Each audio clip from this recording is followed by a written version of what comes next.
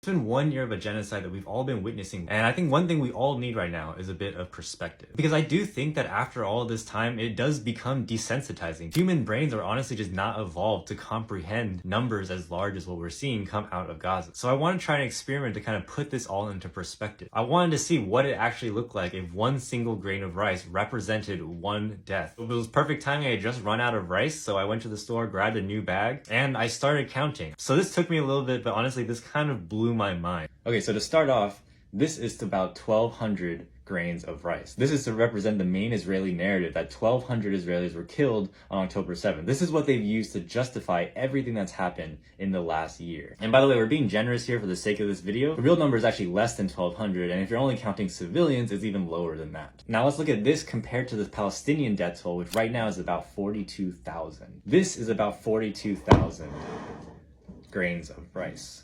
This 1,200 has been used to justify this 42,000 right here.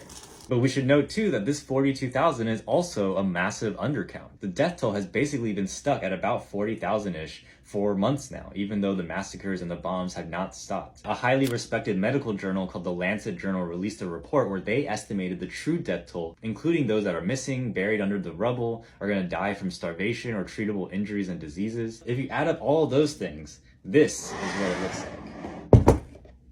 186,000 Palestinians who have been killed since October 7th. And for comparison, this is where we started. But we should also know that this 186,000 is also an out-of-date number. There is a report released by the University of Edinburgh where they took the Lancet's model and they estimated what the death toll would be in September of 2024. Based on the University of Edinburgh's estimate, the death toll is as high as 335,000. Are you ready for this? This is what 335,000 looks like. 335,000 people who had hopes, dreams, plans for the future, all destroyed because of Israel.